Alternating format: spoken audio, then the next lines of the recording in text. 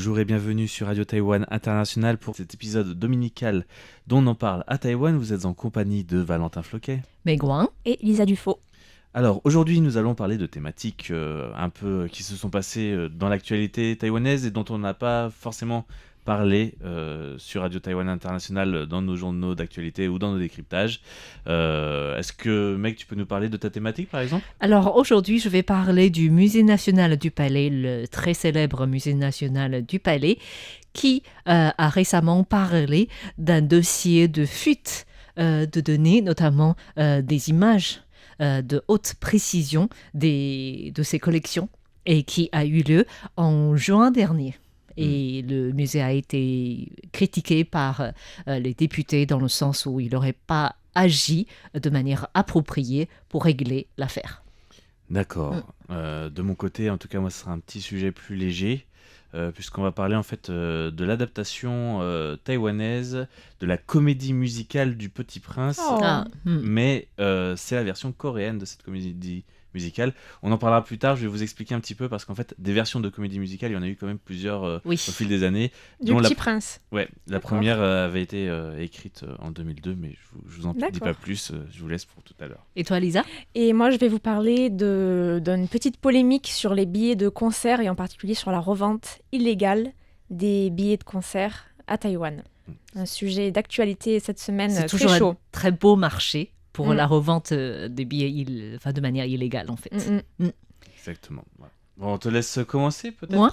Ok, ça marche. Alors, cette semaine, le Musée national du Palais a été interrogé par les députés sur le traitement du dossier de fuite de données. Et c'est quelque chose d'assez sévère dans le sens où il y a plus de 100 000 images des collections du Musée national du Palais qui ont été piratées, on pourrait dire par les hackers.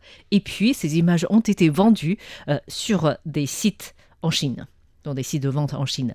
Alors, pour ça, il faut dire que pendant très très longtemps, le Musée national du Palais conservait toujours ses droits des images des objets du Musée national du Palais. Donc, c'était très difficile pour quelqu'un, même pour Radio Taïwan International, d'obtenir le droit d'utilisation d'une photo de haute qualité d'un objet du musée.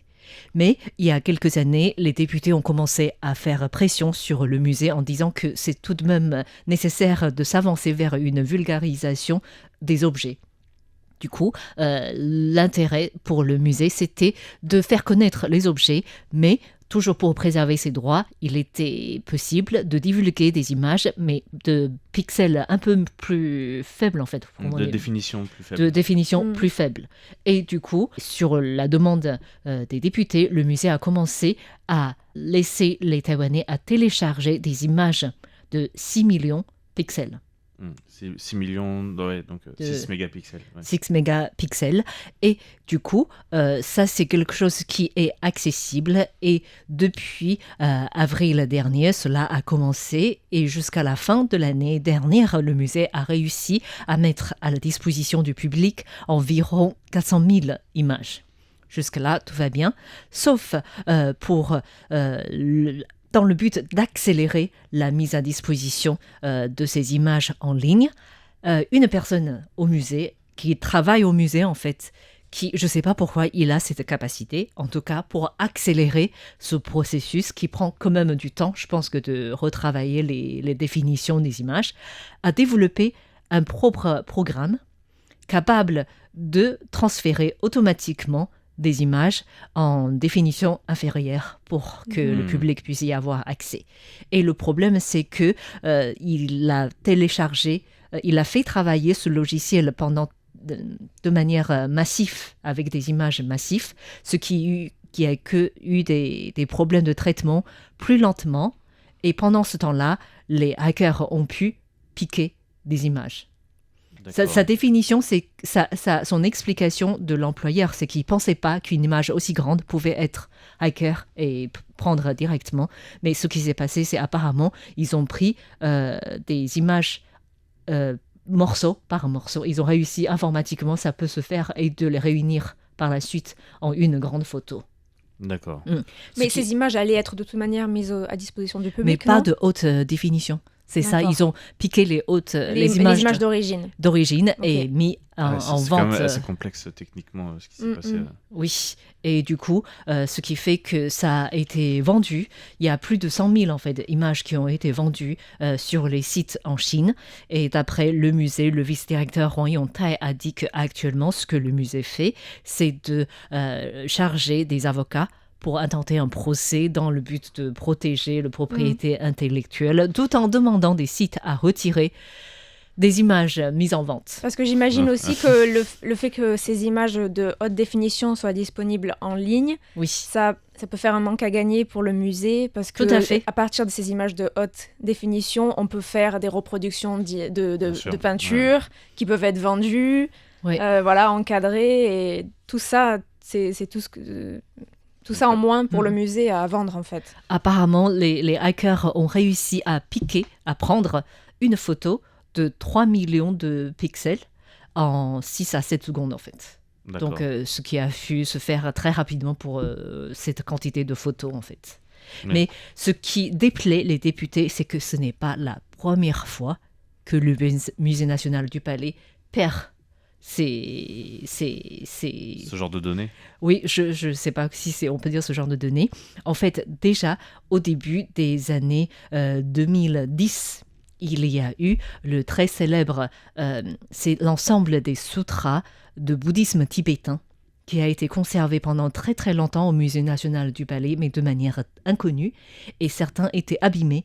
Et du coup, il y a des fondations du bouddhisme tibétain ont aidé le Musée national du Palais à restaurer certains de ces images de ce sutra très précieux qui étaient faites avec des couvertures de satin, en fait, jaune, avec des motifs brodés de dragons. Et c'était un ensemble très important, en fait. Il y a plus de 1000 sutras qui sont pris en compte dans ce grand ensemble. Et il y a aussi la grande encyclopédie Yongle au début du XVe siècle, qui était la plus grande compilation des connaissances chinoises au début.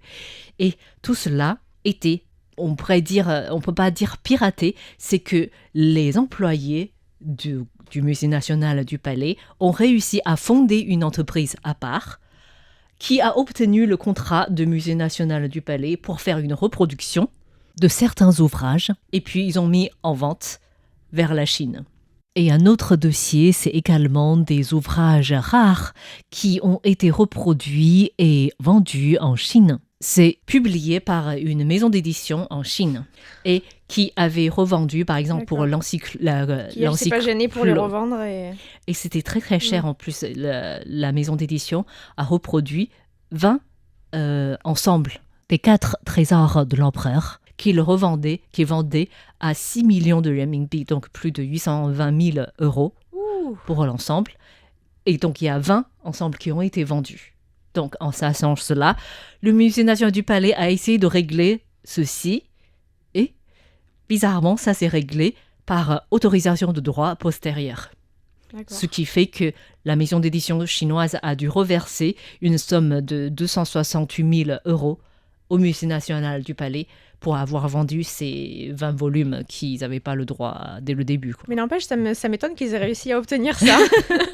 En fait, c'est un petit peu juste pour se garder la face, parce qu'en Chine, le droit de propriété intellectuelle, il est au niveau réglementaire, c'est quand même assez fluctuant, quoi. La loi ne permet pas de vraiment protéger la propriété intellectuelle. Ce qui fait qu'il y a eu des soucis à ce propos. Voilà. Donc c'est pour ça, cette fois-ci, pour cette copie des images, ça a suscité autant de colère Donc chez c'est une les perte, députés. on dirait, plus économique pour le Musée national du Palais. Aussi, Et plus aussi un peu pour la face, on va dire. Mais au final, bon, c'est pas des secrets défense. c'est pas des secrets défense, mais ça reflète reflète le problème de gestion au sein du musée, en fait. Et aussi sur la sécurité informatique. C'est surtout ça, en fait. Sans doute qu'il y a Voilà. beaucoup de pas assez de formation sur la sécurité informatique ou de protection. Voilà, c'était surtout ça. Voilà.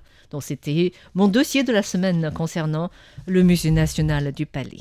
Oui, Mm. voilà. Donc, voilà, on passe donc d'un musée à. Et en parlant d'argent illégal, pardon, Ouais, alors je te laisse, vas-y, je te laisse là d'abord la main, de... de parler d'illégal, enfin de choses illégales et de revente illégale.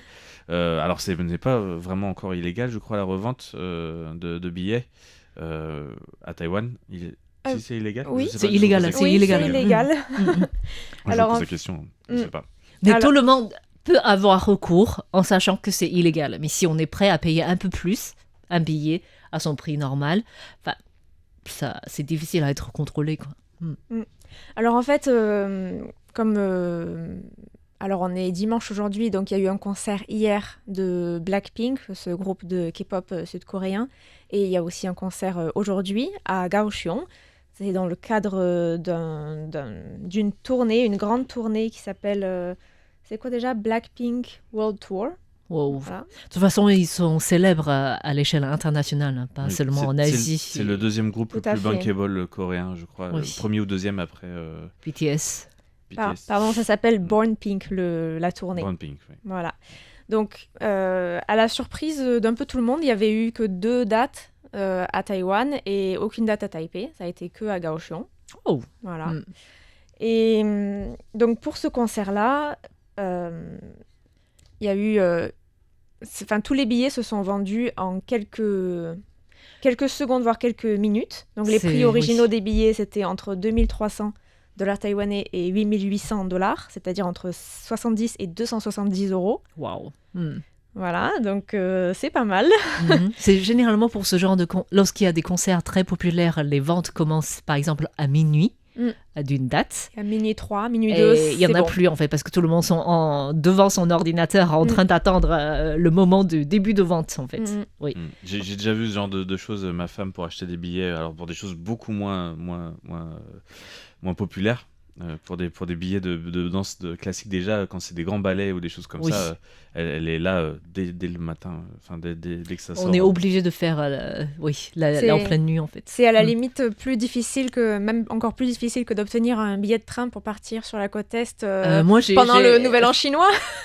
Personnellement, j'ai fait cette expérience. Nous étions 11 devant l'ordinateur pour acheter des billets. Aucun a réussi à minuit à obtenir un billet. Donc, c'est Ou un difficile. billet de TGV pour les vacances de Noël, Oui. ce genre de choses. Oui, du coup, pour Blackpink, c'est pire, je pense. Voilà, et Mm. donc les tickets se sont vendus très rapidement.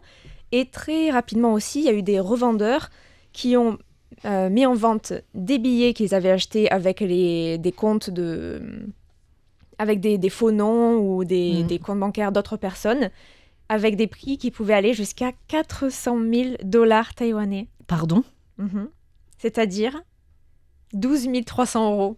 Pour un billet. C'est de la folie. Waouh. Voilà. Alors, je sais pas si celui-là, il a été vendu.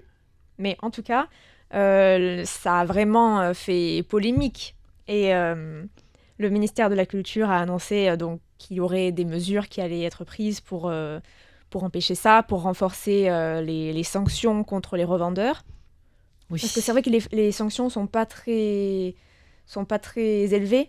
Donc, selon la loi sur le maintien de l'ordre social, C'est cette loi qui régit sur... la revente des billets de cette manière-là, avec voilà, des profits, c'est 3 jours de prison ou 18 000 dollars taïwanais. Donc, c'est-à-dire 10 000, ça fait 300, donc moins de 600 euros.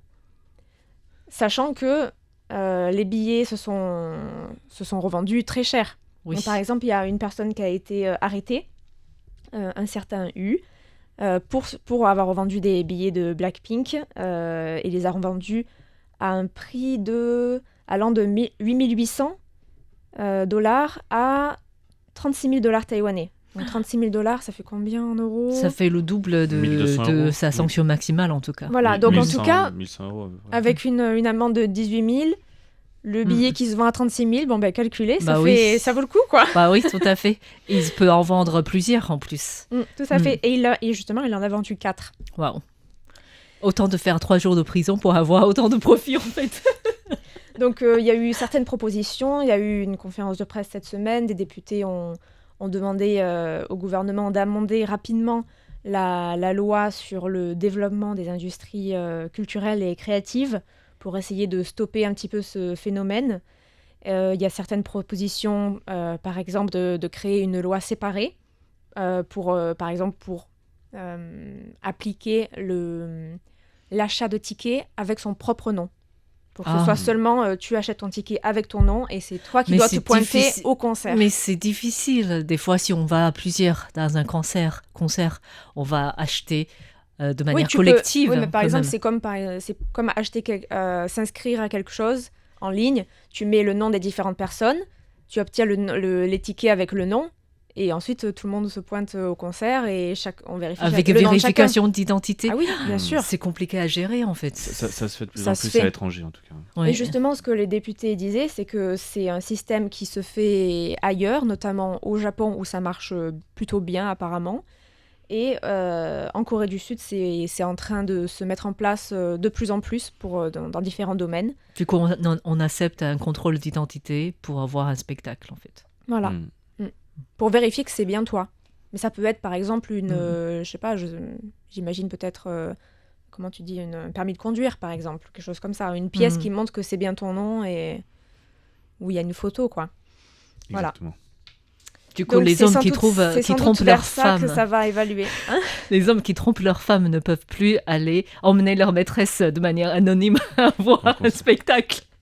Du coup, c'est...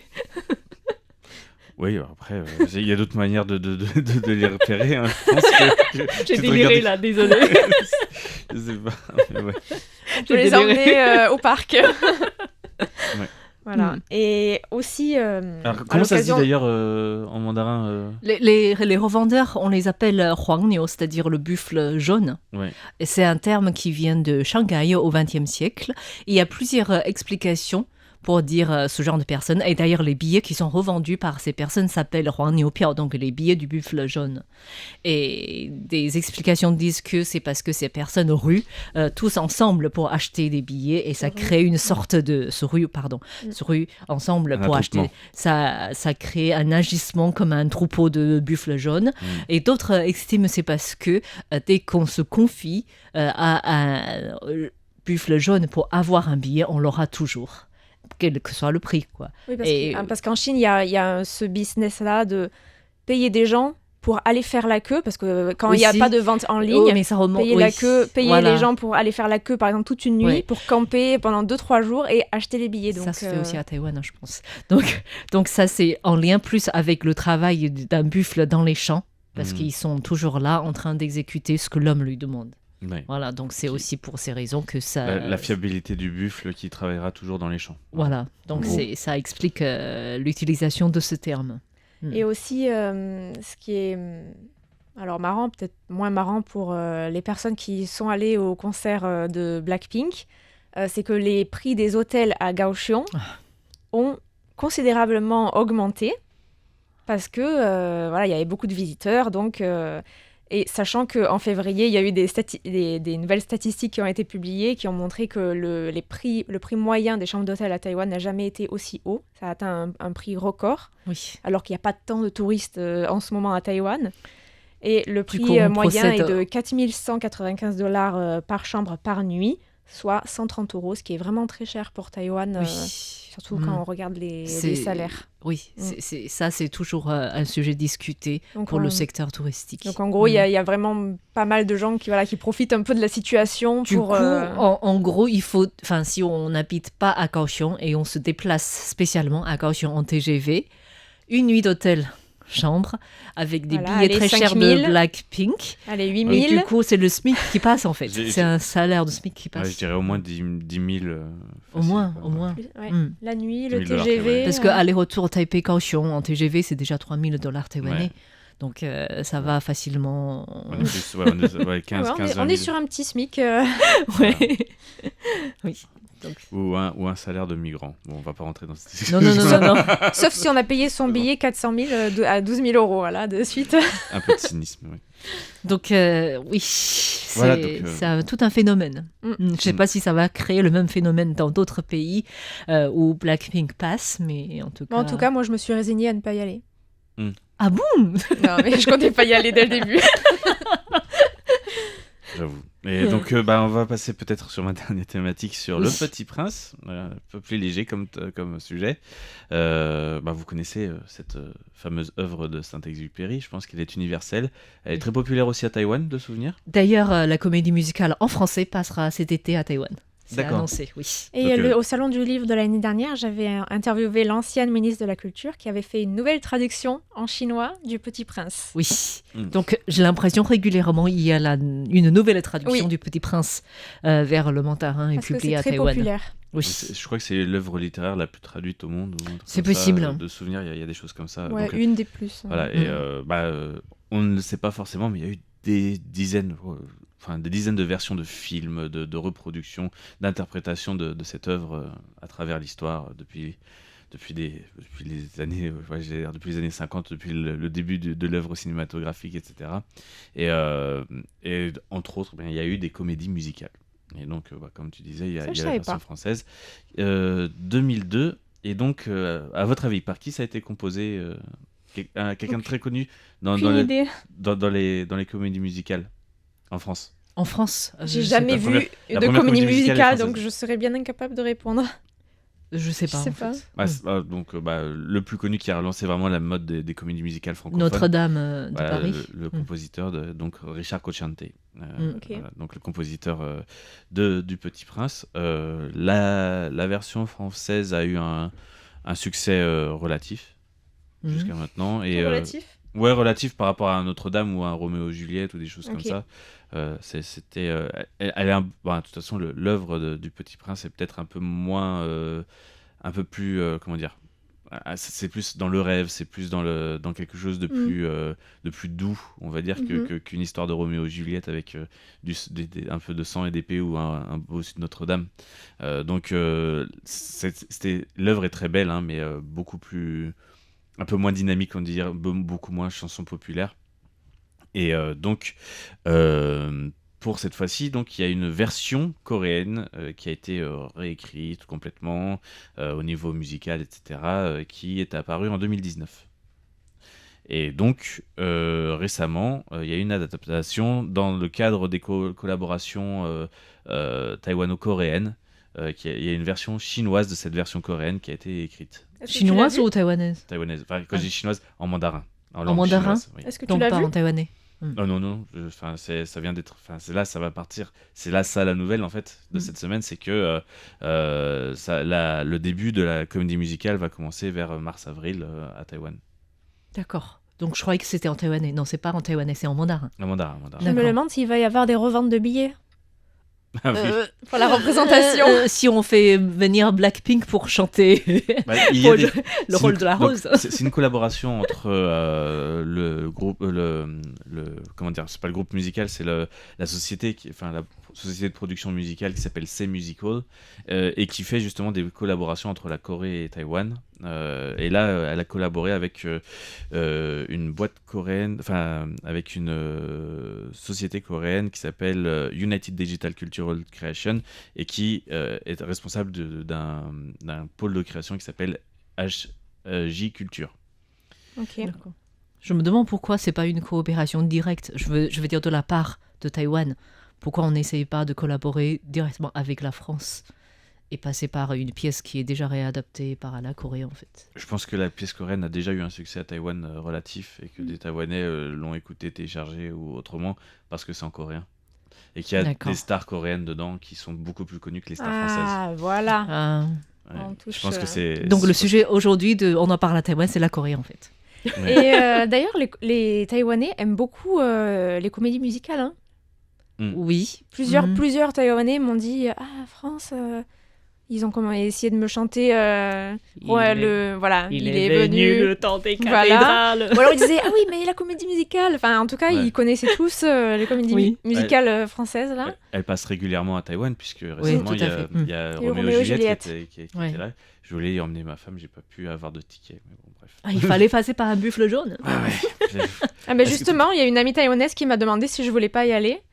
Et j'ai dit non. Mais est-ce que t'es française? J'ai dit mais tu peux demander à un tel qui adore ça. Après, pour les comédies musicales, ça là reste quand même quelque chose de très populaire et un très beau spectacle à aller voir en général. Outre le fait que de l'histoire et de la musique et du chant, ça reste un spectacle avec de la danse, des acrobaties. Enfin, pour avoir vu le renouveau de la comédie musicale en France, j'avais des amis qui étaient danseurs, acrobates dans ce genre de spectacle. C'est quand même beaucoup plus dynamique que ce qu'on pense, où tu as juste de l'acting de bas étage, enfin, ce qu'on pourrait se représenter d'une comédie musicale, acting de bas étage et du chant, du tour de chant, quoi. Là, on est avec juste les fameuses chansons et puis juste des liens un petit peu. Là, il y a quand même beaucoup plus de travail au niveau de l'histoire, etc. Un Roméo et Juliette, un Notre-Dame de Paris, où je vous rappelle, je ne sais pas si vous le saviez, mais il y a eu à l'époque du début des Yamakasi et du parcours, etc. en France, il y avait toute une scène fabriquée, vraiment un vrai décor. Où ils montaient sur des murs de 10-15 mètres de haut dans le décor, etc. C'est pas de la petite mise en scène, quoi.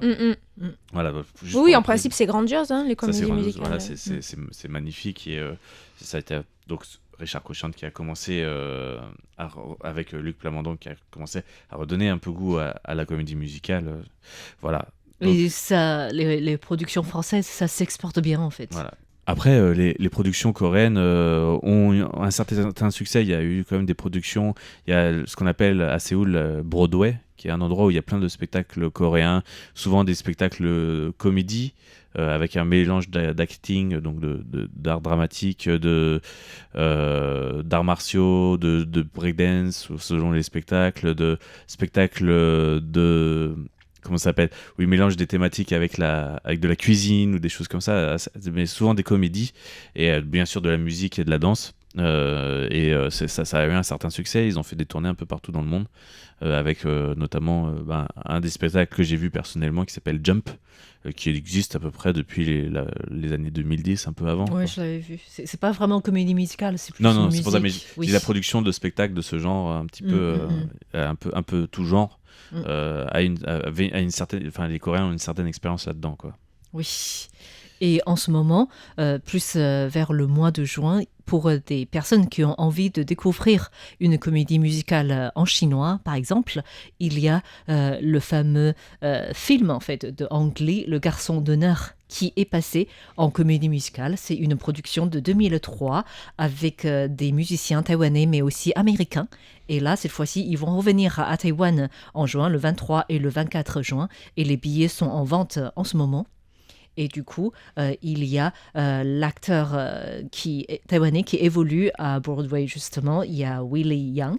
Et il y a aussi d'autres chanteurs. Par exemple, il y a, on pourrait dire, le nom, c'est Dina Morishita, qui a interprété le rôle de Éponine dans Misérable. D'accord. Oui, donc c'est plus des grands stars et on peut imaginer que ça fait... déjà, le film en lui-même, il est assez célèbre à Taïwan. Et là... Et même ailleurs. Même ailleurs, du coup. Partout, Ça peut créer aussi un succès à Taïwan. Un très bon film qu'on vous recommande. Voilà, et préparez votre buffle jaune pour aller chercher les tickets pour cette comédie musicale. Ça vaut le coup, en tout cas, je pense. Je pense que la boucle est bouclée sur On en parle à Taïwan. Et je voulais remercier tout le monde pour ces informations.